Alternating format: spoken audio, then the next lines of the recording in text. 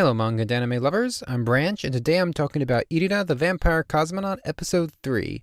Now it's been a little while since I watched the last episode of this show, but man am I glad to be back. This show is really good, especially after watching the latest season of Demon Slayer and watching through Mysterious Disappearances. This show has a lot more quality than I remember it having when I watched the first two episodes, especially in the art and animation department. Now, I did make fun of it in my last two reviews for sometimes having weirdly drawn faces and stiff animation, and it still does have that, but it also has a lot of really good animation, and the camera is still fantastic as always. I especially like the composition of the scenes, like that one scene where Lev is he walking or riding down the road, and he's on one side, and you can see the entire street, and it just feels so empty. I really like that. The camera was not as great as in the last episode, but it was still really good.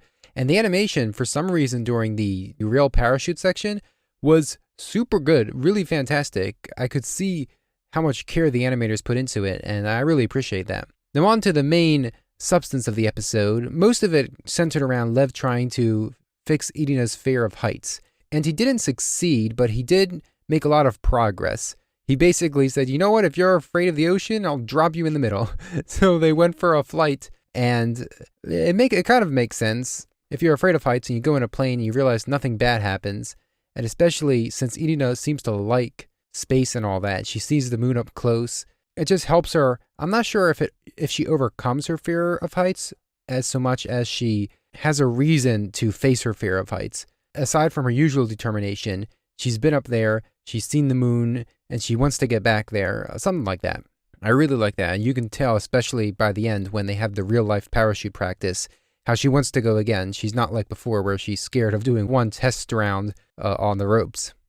Now, that was the main part of the episode, but I do want to highlight some of the minor parts that seem to be very important. For example, we meet this really important-looking guy at like a big table, a meeting of big shots, and I assume this guy is the highest ranking there because he's at the head of the table. And they're talking about a lot of things, I assume, but the important parts are talking about the Irina experimentation. It's interesting that a lot of people seem to have the same mindset as the scientist from the last episode, where they don't like vampires and they want them gone.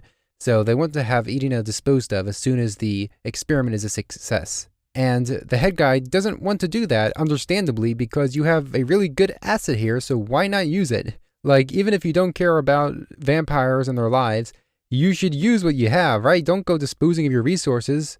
I don't know. These people are something else. I mean, it's not shocking, to be honest, but it is frustrating. Something else, and this was a really short part of the episode, there was an explosion, or not really an explosion, there was a missile accident at a launch of some kind of airship. I don't know what it was. They might have mentioned it, but I forgot. But there was a test launch, something happened with the missile, it exploded, and 500 people died. And this is not a normal accident, it is very much a sabotage.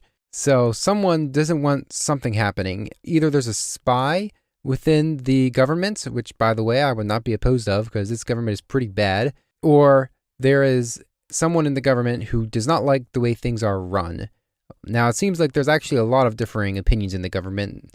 As we have seen this episode and the last, people are all over the place with how they view the country and how they view the experimentation and all that. None of them are good for our main characters, but they're all fighting each other in the government. I think the best outcome would be if this incident was caused by the intervention of the big country, the UK as they call it, which is, it's funny because they're actually referring to America, I believe, their version of America, but they call it the UK. I mean, maybe I'm wrong. Maybe in this universe, it actually is the UK that they're fighting against, and America is just a small little guy. Maybe the UK owns America. Who knows? Doesn't really matter too much. But that would be the best case scenario, because then that would mean that Lev and Irina might be able to get off scot-free at the end of this mission. As it is right now, I don't see how either of them would make it past this mission. Lev has a bigger chance because he's an actual human, but Irina is in pretty tight straits. Or rather, she's in pretty dire straits. Most of the people want her dead, and really there's no good reason to keep her around without angering a lot of people up high in the government. I don't see this ending happily. We're only on episode 3 and we've made a lot of progress, so the season might cover most of the story. I don't know if it does. I don't even know if this is based on a manga or a novel. I assume it's based on a manga because I vaguely remember seeing something like it a long time ago, but I'm not sure, so I don't know if this season is story complete or if it's not. That being said, I'm pretty sure, or at least I have the feeling, this show will end in some form of tragedy. If it doesn't, I will be very happy, but considering what we've heard from Lev and how the teacher got arrested because she said that airplanes were for flying and not for war, like, this is some crazy real life stuff here. This is very serious, and it really set a tone with me specifically, and it made me look at the show a little different because now, I mean, you always had these oppressive overtones to the show, but now even more so. And like, we even see the flight candidates, they're dissing Irina, and Lev too for that matter, for punching a superior, but because they're all jealous that Irina gets to go to space first. And I didn't even really think about this, but Mikhail, as they call him, said it, and it makes a lot of sense. So they're probably also prejudiced against vampires, but more so than that, they're angry that Irina gets to go to space first. All this talk of space brings into question, why does this government, I believe the USSR or whatever they're called, why does this government want to go to space? We never really questioned it. At the start, it said that they're in a space race with the UK, and so I just assumed, oh, it's a mirror to the real life space race. But now I'm not so sure. It seems like they're planning some form of weaponry with all this, whether that's some satellite global positioning system or, I don't know, an outer space missile launcher. I don't even know. I don't think this can get too futuristic. I mean, they haven't even gotten successfully into space. It's definitely not just for the space race, I don't think. Things are going on behind the scenes. All this really depressing talk about everyone hating Irina, it is nice that at least Anya, the scientist, likes her, or at least she appreciates her as a person and a research subject. Lev sees her more as a friend, but Anya sees her as a person too. So I like that. That's kind of nice.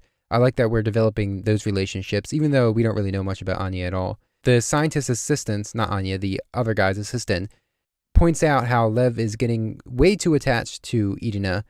And yeah, that's the point. But I understand where he's coming from. And I mean, we all know where the show is heading, or at least in the general direction. So there's going to be some moral conundrum later down the line. Although I don't know how Lev would feel any regret about speaking out against the system, or at least making a move against it, considering he punched a superior prior to the show starting. So I don't know what it would take to make him hesitate. And because Lev is like this, he's the only one we can really trust, because we see glimpses into Irina's past and the reasons she's doing this, and while we don't have a good understanding, it does show her being taken in a coffin from her village, which is populated. So I believe I said last time that that the village looked empty, and so the vampires had all been massacred probably, but that might not be the case. I'm thinking the case is now that she is a sacrifice, quote unquote. They took her so that way the other vampires could live.